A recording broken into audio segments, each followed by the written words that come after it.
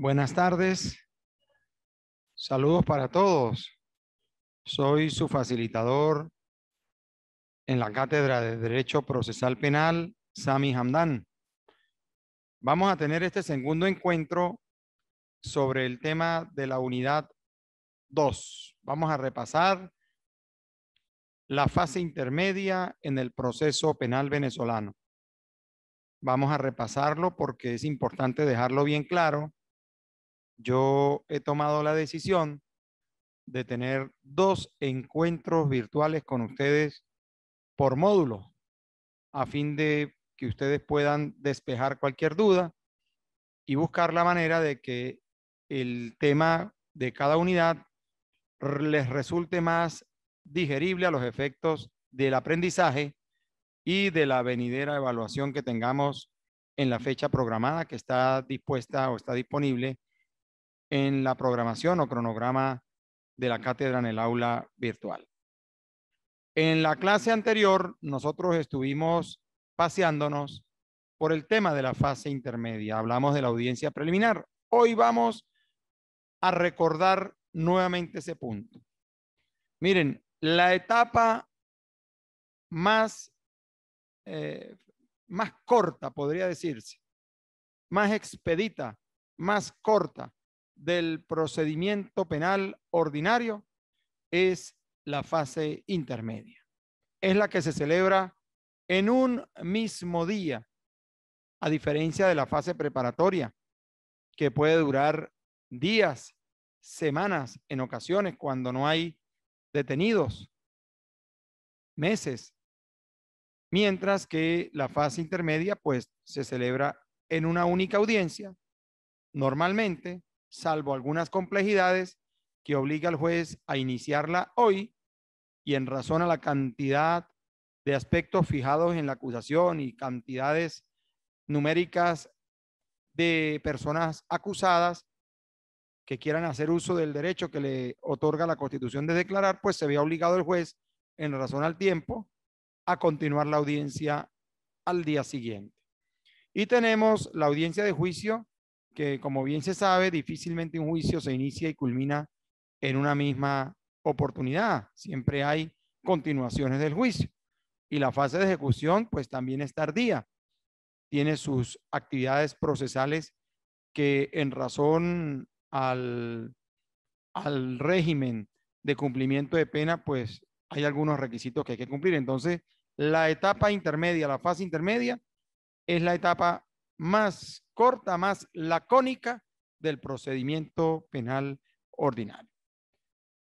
La fase intermedia la encontramos, como señalé en la anterior clase, la encontramos regida en los artículos 309 al 314 del Código Orgánico Procesal Penal. Exactamente entre los artículos 309 al 314. Hablemos allí de la audiencia preliminar. La audiencia preliminar tiene lugar una vez que el fiscal ha presentado la acusación ante el juez de control. En ese caso, el juez de control convoca a las partes a una audiencia oral, ¿verdad? En un plazo no menor de 15 días ni mayor de 20 días. Entonces, una vez que el juez de control recibe la acusación y agenda la audiencia preliminar en un lapso que no puede ser inferior a 15 ni mayor de 20 días después de presentada la acusación, allí el juez notifica la convocatoria a la audiencia, ¿verdad? A las partes. Y a partir de allí, pues la víctima, dentro del plazo de 5 días, desde la notificación de la convocatoria, puede primero adherirse a la acusación fiscal o presentar una acusación particular propia. El fundamento de la acusación particular propia Recuerden que lo encontramos en el artículo 309 del Código Orgánico Procesal Penal. Vamos a revisar ese 309 porque ese es un tema que va a ir para la evaluación y yo quiero que no se me enreden con ese punto. El artículo 309 de del Código Orgánico Procesal Penal dice: encabezamiento, primera parte, segunda parte, tercera parte del artículo 309. La víctima podrá, dentro del plazo de 5 días, contados desde la notificación de la convocatoria, adherirse a la acusación del fiscal o presentar una acusación particular propia, cumpliendo con los requisitos del artículo anterior. Es importante, repito, la sentencia 902 de la Sala Constitucional del Tribunal Supremo de Justicia, que fijó, delineó de mejor manera los derechos de la víctima, y es importante que la tengan muy presentes a los fines de poder evaluar la opción de ejercer la acusación particular propia. Esa sentencia 902 de la Sala Constitucional es del 14 de diciembre del año 2018 y es de naturaleza vinculante. Es de naturaleza vinculante y por eso es importante que ustedes la manejen, porque es de obligatorio cumplimiento por parte o de respeto, de acatamiento por parte de los jueces de la República. Entonces, quiero que estemos muy pendientes con esa sentencia. Revísenla en estos días. Hay suficiente tiempo para poder entrar a leerla y considerarla a los efectos de la actividad de la actividad académica. Entonces, continuamos. Desarrollo de la audiencia preliminar. Entonces, ¿qué ocurre una vez convocada la audiencia preliminar? Si bien la víctima tiene 5 días, ¿verdad?, siguientes a la convocatoria para presentar una acusación particular propia o adherirse a la acusación de la Fiscalía, también el Código Orgánico Procesal Penal, vamos a revisar el artículo 311, ubiquen el artículo 311 en el Código Orgánico Procesal Penal. Hasta 5 días del plazo para la celebración de la audiencia preliminar, pueden las partes por escrito, primero, oponer excepciones. Las excepciones las encontramos en el artículo 28 del Código Orgánico Procesal Penal. Pero como nosotros hablamos de las excepciones con posibilidades de ser interpuestas tanto en la fase preparatoria, en la fase intermedia y en la fase de juicio, pues nosotros cuando hablamos de excepciones, obligatoriamente, más allá de que están enunciadas en el artículo 28, el trámite de las mismas se rige por el artículo 31 del mismo Código Orgánico Procesal Penal. Y dice, durante la fase intermedia, las excepciones serán opuestas en la forma y oportunidad establecidas en el artículo 311 de este código y serán decididas conforme a lo allí previsto. Las excepciones no interpuestas durante la fase preparatoria o de investigación, por ejemplo, podrán ser planteadas en la fase intermedia. Es decir, si usted tenía la posibilidad de interponer determinada excepción en la fase preparatoria y no lo hizo, pues usted tiene la oportunidad de sí hacerlo en la fase intermedia. ¿Qué nos quiere decir aquí el legislador? Que las excepciones que usted haya interpuesto durante la fase preparatoria, pues por contrario imperio, no debería o no podría interponerlas nuevamente en la fase intermedia. Es decir, en la fase intermedia las puedes oponer siempre y cuando no hayan sido interpuestas en la fase preparatoria. Entiéndase la misma excepción que se haya interpuesto en la fase intermedia. Si interpusieron la excepción, por ejemplo, del numeral primero del 28, en la fase preparatoria, pues no puede ser interpuesta nuevamente esa misma excepción en la fase intermedia. Se puede interponer una excepción distinta. Segundo, puede pedir la imposición o revocatoria de la medida. Si viene una persona con privación judicial preventiva de libertad, el defensor podría fácilmente allí pedir una sustitución de medida privativa por una medida cautelar. Y si la persona o el imputado viene, más bien el acusado, con una medida cautelar y el delito por el que ha sido acusado de suma gravedad, bien podría, en este caso, el fiscal pedirle al juez de control, en fundamento de los requisitos de procedencia del artículo 236 del Código Orgánico Procesal Penal, pedir que sea impuesta una medida privativa en sustitución a la medida cautelar que venía disfrutando esa persona. Además, solicitar, numeral tercero, la aplicación del procedimiento por admisión de los hechos. El procedimiento por admisión de los hechos a los fines de la audiencia preliminar está dispuesto en el artículo 375 del Código Orgánico Procesal Penal, en el ámbito del procedimiento ordinario. Pero también nosotros tenemos la posibilidad de que el imputado, también en la fase de juicio, el acusado, pueda hacer uso de la figura de la admisión, y aquí no quiero que se me confundan. El 371 apertura la opción de que el acusado pueda en la fase de juicio admitir hechos, pero el 375 a nivel de la intermedia habilita al sujeto activo del delito a la posibilidad de admitir hechos durante la audiencia preliminar en fundamento de, como dije antes, el artículo 311, numeral tercero del Código Orgánico Procesal Penal.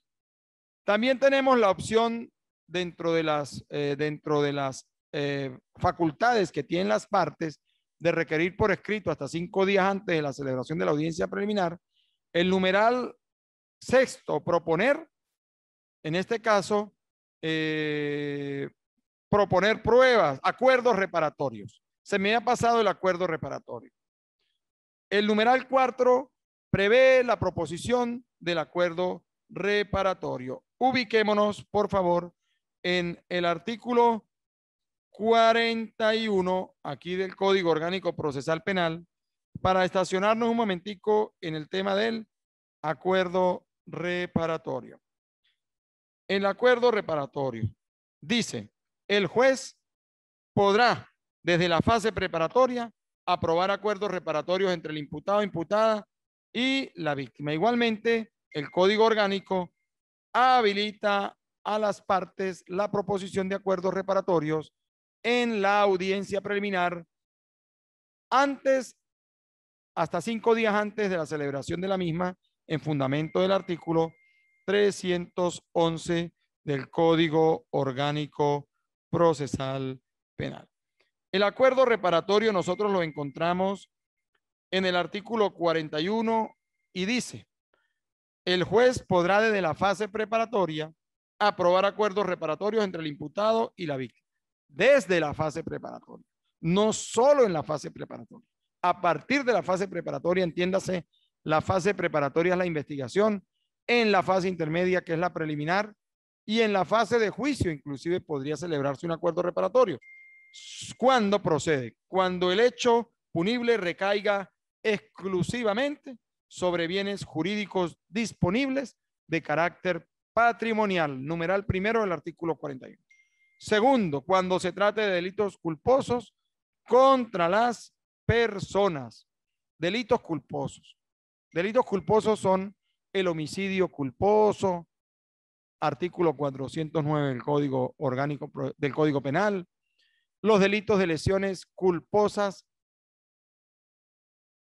genéricas, en este caso tendrían que ser preferiblemente, o las lesiones culposas graves o gravísimas, porque las lesiones culposas en Venezuela que resultan son delitos de acción pública O sea, no se puede plantear un acuerdo reparatorio sobre la base de un delito culposo que no resulte enjuiciable de oficio, como ocurre en las lesiones culposas graves o gravísimas.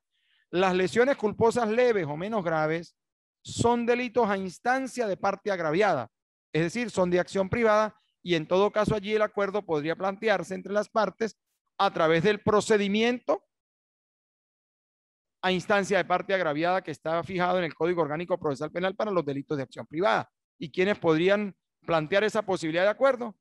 La víctima, en este caso, y la persona señalada como autora material de ese delito culposo, porque recordemos que en Venezuela hay delitos de acción pública y hay delitos de acción privada. Y los delitos de acción pública son aquellos delitos cuya titularidad de la acción penal corresponde ¿a quién? Al Estado a través del Ministerio Público. Tenemos también la posibilidad de suspensión condicional del proceso. Esa suspensión condicional del proceso está dispuesta en el artículo 43 del Código Orgánico Procesal Penal hasta el artículo 47 de la misma norma. Eso es otra fórmula alternativa a la prosecución del proceso. Entonces, hemos hablado de proponer primero el tema del procedimiento especial por admisión de los hechos, del 375 del Código Orgánico Procesal Penal. Tenemos también la oportunidad de proponer acuerdos reparatorios, de proponer la suspensión condicional del proceso que exige una admisión de hechos sin condena, pero allí el juez le impone una serie de condiciones. Y también en el numeral 6 de ese artículo 311 encontramos la proposición de pruebas. Entonces, proponer pruebas concretas para el debate. Ubiquemos el artículo 311 del Código Orgánico Procesal Penal nuevamente. Vamos a regresar a ese artículo. Proponer las pruebas que podrían ser objeto de estipulación entre las partes. ¿Qué significado tiene eso? Por razones de economía procesal, hay hechos que resultan ya acreditables con lo recabado en la investigación y fijado en la acusación. Por ejemplo, si tenemos el informe médico forense que fija las lesiones de la persona víctima en este caso y determina que tiene una herida a nivel del rostro con puntos de sutura y han sido evaluados por el Servicio Nacional de Medicina y Ciencias Forenses y ha determinado que las lesiones son gravísimas toda vez que han generado desfiguración del rostro. Bueno, si ese hecho está suficientemente acreditado con el informe médico y aparte está acreditado con el testimonio de personas que han percibido ello y que han sido promovidos como medios de prueba para el juicio, bien podría tanto el fiscal como la defensa plantear la estipulación de un determinado medio de prueba cuando resulte suficientemente evidente que ese acto está requete probado en la acusación y a los efectos del debate. Por ejemplo, si sabemos que está el informe médico y se ha promovido también el testimonio del quien suscribe ese informe médico, que es el médico forense, entendiendo que el médico forense tiene múltiples actividades en su trajinar diario, pues resulta innecesario que venga al tribunal a perder el tiempo esperando la convocatoria para la audiencia. Entonces se da por cierto el contenido del informe médico forense y sobre ello las partes así lo fijan. ¿Dónde? En la audiencia preliminar. Y entonces el juez de juicio prescinde del testimonio del médico porque le da pleno valor al documento que es el informe médico y que es incorporado a través de la lectura. A eso se refiere el numeral 6 del Código Orgánico Procesal Penal. Tenemos también el numeral 7 del 311. Promover las pruebas que producirán en el juicio oral con indicación de su pertinencia y necesidad. El fiscal y el defensor están en la obligación de ofertar los medios de prueba a los efectos del juicio oral y público. Pero en esa acusación Y en ese escrito de promoción de pruebas que hace el defensor, en la acusación fiscal y en el escrito de promoción de pruebas que hace el defensor, deben señalar lo que se pretende acreditar con cada medio de prueba. A eso se refiere el Código Orgánico cuando habla de pertinencia y necesidad. Son requisitos necesarios para que el juez de control proceda a admitir el medio de prueba promovido por las partes. Y también tenemos el numeral octavo que se refiere a ofrecer nuevas pruebas de las cuales se haya tenido conocimiento con posterioridad a la presentación de la acusación fiscal. ¿Cómo se puede explicar esto?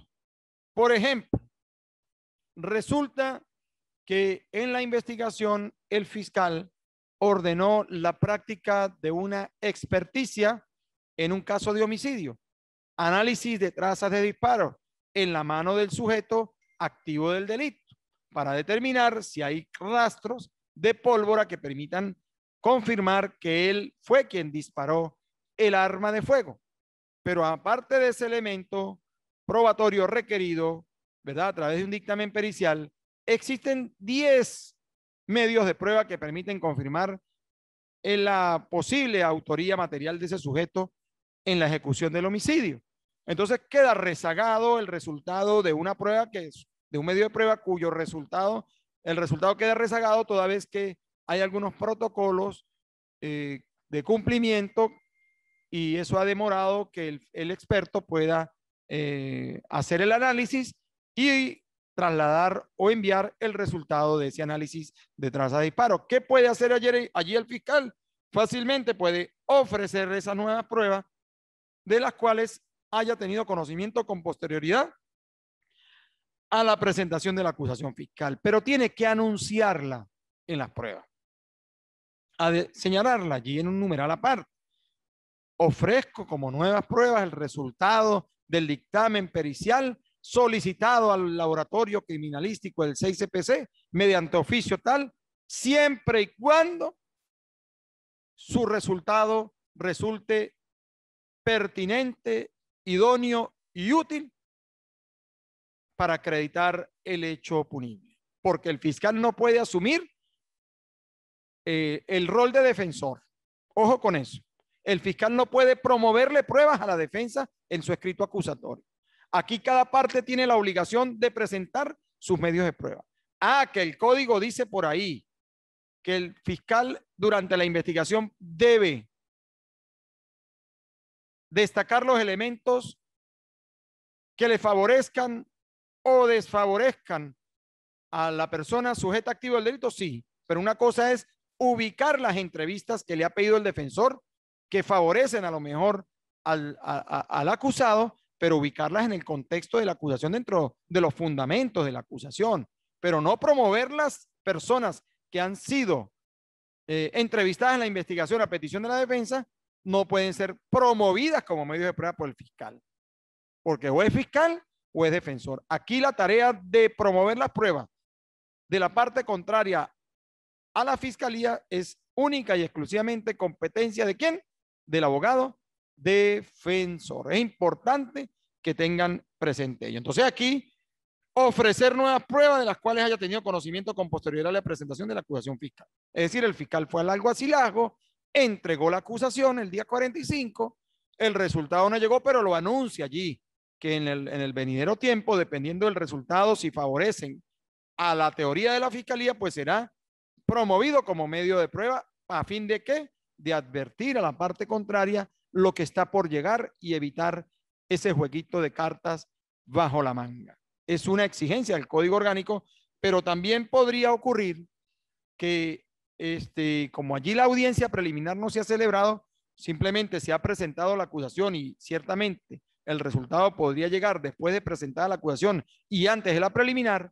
Allí hay que promoverla, exactamente, ofrecerla conforme el 311 del Código Orgánico. Pero si fuese distinto, si ya se hubiese presentado la acusación, ¿verdad? Y el resultado llega después de haberse celebrado, después de haberse fijado la preliminar, pues aquí dice el código, Prueba complementaria, artículo 326. Las partes podrán promover pruebas acerca de las cuales hayan tenido conocimiento con posterioridad a la audiencia preliminar. Un ejemplo, se celebró la audiencia preliminar y el resultado de ese análisis de trazas de disparos no llegó ni siquiera para la preliminar. Pero como habían otros elementos materiales probatorios que permitían atribuirle o acreditarle a ese sujeto el delito, pues tan sencillo que el juez de control admitió la acusación y envió eso a la fase de juicio. Bueno, el fiscal está en la obligación de advertir en el escrito acusatorio tanto el supuesto del 311 numeral octavo para los casos en que el resultado pueda obtenerse con posterioridad a la presentación de la acusación, como también debe señalar debajo, y si llegado el caso, el medio de prueba llegar el resultado después de celebrar la audiencia preliminar, ofrezco la misma conforme el 326 del Código Orgánico Procesal Penal, para salvar ambos escenarios. Y así lo fija el artículo 326. No me confundan el 311 numeral octavo con el 326. ¿Cuál es la diferencia? Que el numeral octavo permite ofrecer pruebas que se hayan tenido conocimiento con posterioridad a la presentación de la acusación, pero hasta ahí no se ha celebrado la audiencia preliminar, mientras que el 326 permite ofrecer esas pruebas para después de celebrada la audiencia preliminar. ¿Estamos claros con ese punto? Importante que lo manejemos con claridad. Bueno, ahora, llegó el día de la audiencia. 312 del Código Orgánico Procesal Penal. Nos paseamos ya por las facultades 311, entramos al artículo 302. Las partes, allí en esa audiencia las partes exponen brevemente sus alegatos. El imputado puede solicitar allí que se le reciba su declaración porque él tiene ese derecho fijado en el artículo 127 del Código Orgánico Procesal. Él puede llegar y decir, yo quiero rendir mi declaración de imputado, y lo puede hacer perfectamente. Y también puede llegar y el juez advertirse y él decir, no quiero declarar, me acojo al precepto. Es perfectamente válido. Eso no lesiona su presunción de inocencia. Las partes expondrán brevemente sus alegatos. Primero presenta la acusación el fiscal y luego, en este caso, le advierten al imputado el derecho de querer rendir declaración. El juez impone las fórmulas alternativas, ¿verdad? Y también el defensor tiene derecho a hacer sus alegatos en el desarrollo de esa audiencia preliminar.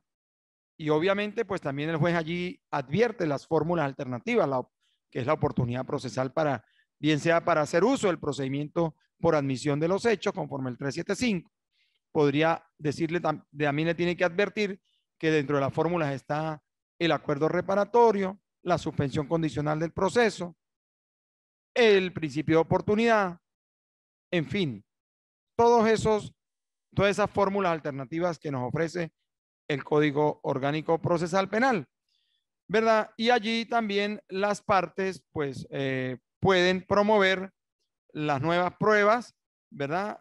Por no ser conocidas, como lo indiqué yo hace rato a nivel del artículo 311, numeral octavo, o también el 326 del Código Orgánico Procesal Penal.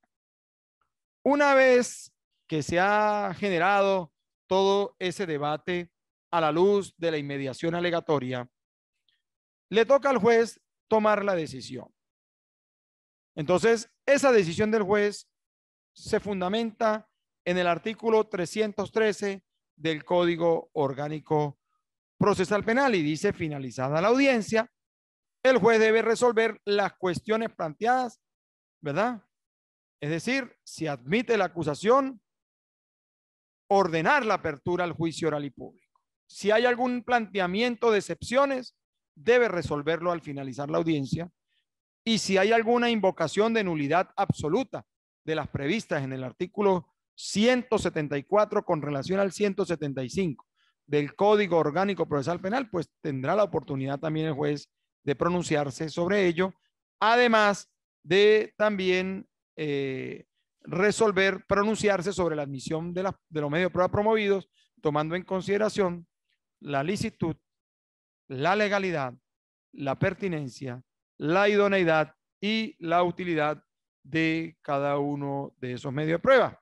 Y el auto de apertura a juicio oral es inapelable, no porque yo lo diga, sino porque el mismo artículo 314 del Código Orgánico Procesal Penal así lo dispone en su última parte, al decir que este auto será inapelable, salvo que la apelación se refiera sobre la prueba inadmitida o una prueba ilegal admitida.